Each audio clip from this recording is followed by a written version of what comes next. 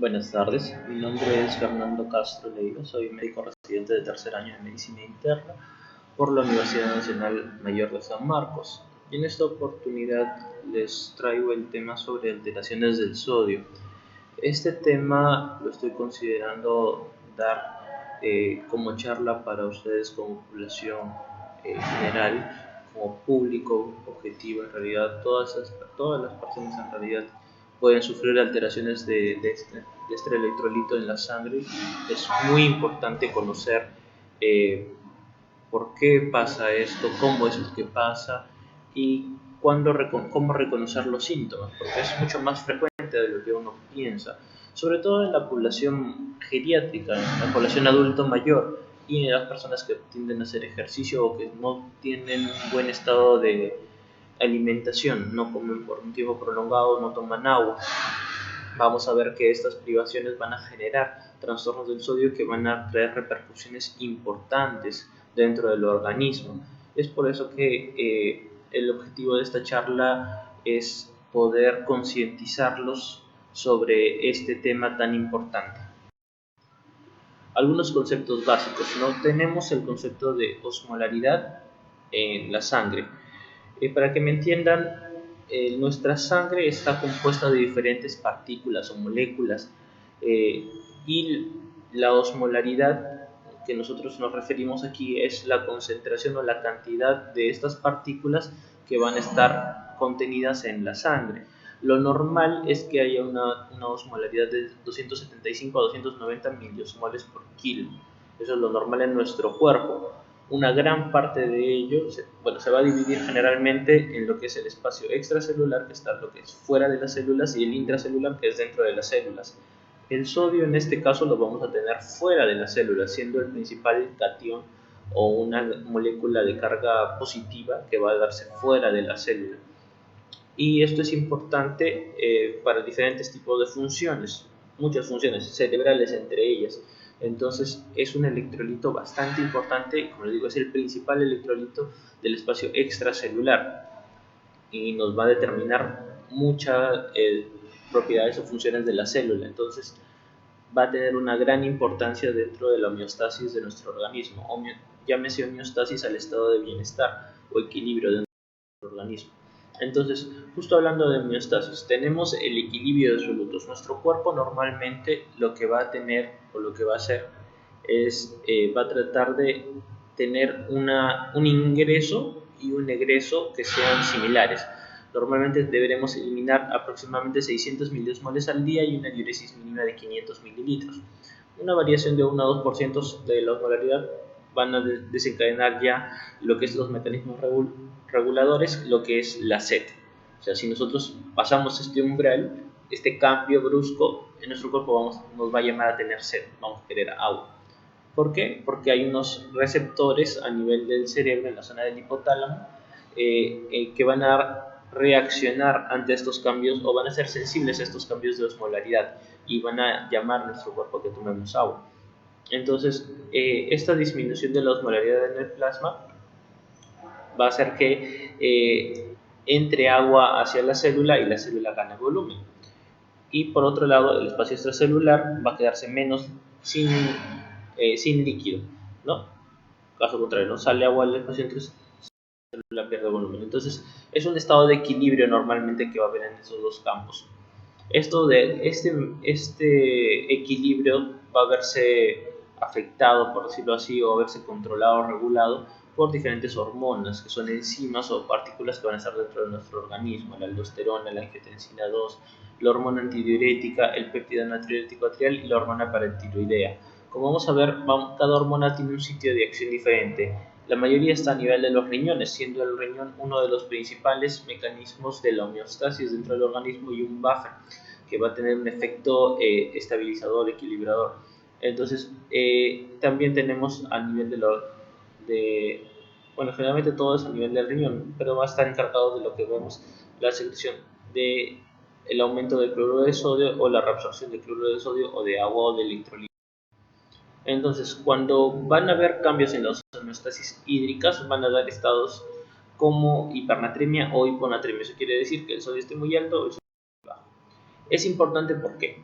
hiponatremia nosotros vamos a llamar normonatremia primero. Normonatremia es cuando nosotros tenemos valores de sodio en la sangre entre 135 y 145. Es como con la glucosa, ¿no? Tenemos valores de glucosa menos de 100, pero más de 60. Es un estado de glucosa normal. Ya, el sodio en la sangre tiene un valor similar aproximadamente, tiene que tener un rango de valores dentro de los cuales está normal, y si es que no está en este rango de valores, lo que va a pasar es que va a generar alteraciones en el organismo. Cuando está disminuido se llama hiponatremia y tiene un valor menor a 135 milimoles por litro.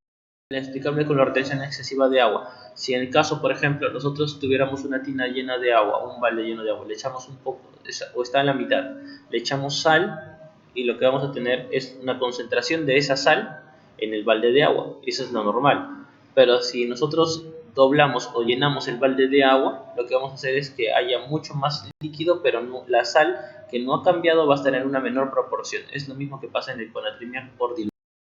Entonces, según el volumen del espacio celular, vamos a tener diferentes tipos de hiponatremia. Lo principal y lo que quiero que me entiendan acá es que la hiponatremia se va a dar por diferentes mecanismos. Puede ser secundario a pérdidas a nivel renal por uso de fármacos, furosemida, por ejemplo, en caso de pacientes cardíacos, pacientes con enfermedades como hipoaldosteronismo o una enfermedad renal que puede perder sal. Otras causas son pérdidas gastrointestinales, pacientes que están vomitando continuamente, que tienen diarrea crónica, como son pacientes inmunosuprimidos, o a veces en adultos mayores también que utilizan lactulosa, pacientes cirróticos que utilizan lactulosa que pueden generar una hiponatremia también, sudoración excesiva, o cuando hay un tercer espacio. El tercer espacio quiere decir otras enfermedades como pancreatitis, una peritonitis, quemaduras o traumatismos musculares. Esas son causas de que disminuye el líquido del cuerpo, y lo que va a hacer es también eliminar el sodio junto con este líquido. En otros casos también tenemos pacientes que retienen mucha agua, que se hinchan, están con edemas. Esos son pacientes que tienen síndrome nefrótico, que es un problema renal, o una falla cardíaca, que también tienden a retener demasiado líquido. Y hay pacientes que también tienen un estadio que se llama hipotiroidismo, en los cuales tienen un volumen de sangre normal, un volumen de líquido normal, perdón, en la sangre, pero aún así tienen niveles bajos de sodio. También pacientes que tienen insuficiencia suprarrenal con déficit de corticoides o otras enfermedades que son ya de nivel cerebral también. ¿No? Entonces, normalmente estos pacientes deben ser tratados y deben ser manejados. Hay un estado que se llama pseudohiponatremia, que también, o sea, es una hiponatremia falsa. Generalmente es secundario, por ejemplo, pacientes que tienen una dislipidemia, tienen el colesterol muy alto. El paciente generalmente es asintomático, así que no requiere un tratamiento, básicamente. O también debido a la acumulación de sustancias como la glucosa, o sea, pacientes diabéticos que tienen una glucosa muy alta, pacientes que requieren mannitol o algún otro, o unas grasas, que va a generar también que tengan este estado de hiponatremia, pero no requieren un tratamiento. Entonces, normalmente tenemos clasificaciones de acuerdo al nivel y de acuerdo a la velocidad. Las hiponatremias agudas y severas son las más peligrosas, puesto que tienden a tener manifestaciones más severas. Como por ejemplo, vamos a tener pacientes que pueden llegar a convulsionar o fallecer por esto. Entonces, es importante conocer cuáles son los cuadros clínicos. Normalmente, si un paciente tiene un estado de hidratación normal, se debe buscar, como se observa en la imagen aquí en la mano, estos son los pliegues, la turgencia de las mucosas, ver si no están hinchados los pies, revisar la presión arterial por parte de los médicos y una exploración neurológica van a llevar con nosotros a diferenciar el cuadro clínico de estos pacientes. Si ustedes detectan que tienen mucha sed, que están hinchados, o notan a sus familiares que están muy somnolientos, que no responden como antes, puede ser un trastorno del sodio, entonces hay que llevarlo a la emergencia. Los síntomas, como mencionan, son principalmente neurológicos, como cefalea, o sea, dolor de cabeza, el letargo, que es como que está amodorrado, dormido, somnoliento, no despierta, confuso, no lo reconoce, se agita, obnubilado, no responde o al llamado, tienen que moverlo para que se despierte y luego nuevamente se vuelve a dormir. Esto es una urgencia médica, entonces si es que ustedes lo pueden reconocer a tiempo y llevarlo a la emergencia sería genial, porque en ese momento podemos hacer algo. En caso de hipernatremia, que es lo contrario, o sea, el nivel de sodio está demasiado alto, está más de 145. Esto es generalmente causado por un déficit de agua, generalmente, casi siempre, ¿no? Entonces, en estos pacientes va a haber una pérdida neta solo de agua.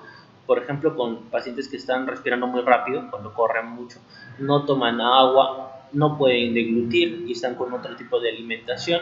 Hay disminución del nivel de conciencia, están pacientes postrados después de un infarto cerebral, que quedan en cama, que no pueden comer o son dependientes totalmente. Estos pacientes tienden a ser hipernatremias porque no pueden, a veces no le dan la suficiente agua. Entonces, es importante saber que la hipernatremia también puede generar trastornos neurológicos y trastornos para la persona. Entonces, es importante conocer los mecanismos por lo que se presenta, por ejemplo, pérdidas extrarrenales también con diarrea, vómitos y sudoraciones excesivas o quemaduras, mucha orina, cuando hay una recuperación, cuando hay un problema renal, también pacientes que tienen pérdidas de agua extrarrenales como son cutáneas o respiratorias por la piel, están sudando demasiado o respiran muy rápido, como mencioné antes, cuando beben agua salada, por ejemplo, que es una ingesta excesiva de sodio, o por nutrición parenteral, o sea, que están utilizando lo que llamamos la NPT, nutrición parenteral, que son nutriciones que se administran en pacientes que no pueden alimentarse por sí mismos. Estos pacientes van a generar hipernatremia o por reposición rápida de sodio también.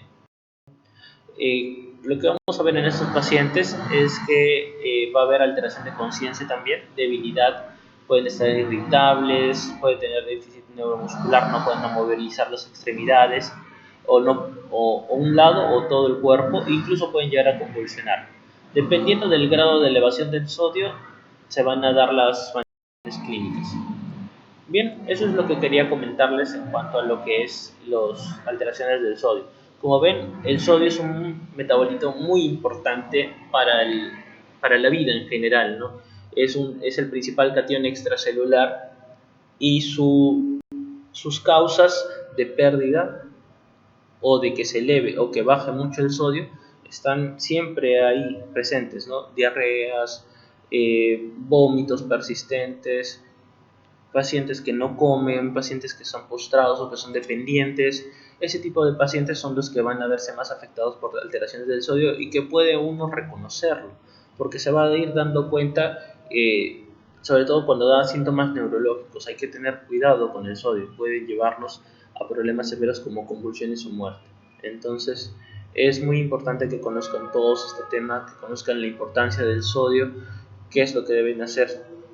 Tomen agua, pero no en exceso. El cuerpo es sabio, el cuerpo responde cuando nosotros tenemos un déficit de sodio y va a generar sed justamente. Entonces, es por eso que necesitamos que ustedes conozcan todo este tipo de mecanismos o situaciones especiales en las cuales el sodio se ve alterado y saber reconocer esos síntomas con los cuales ustedes ya llevarían a sus familiares a la emergencia, ¿no? Y para que entiendan también, obviamente, qué es lo que se está haciendo con sus familiares cuando están ahí. Bien, eso ha sido todo. Muchas gracias por la atención. Espero que haya sido útil para ustedes. Buenas tardes.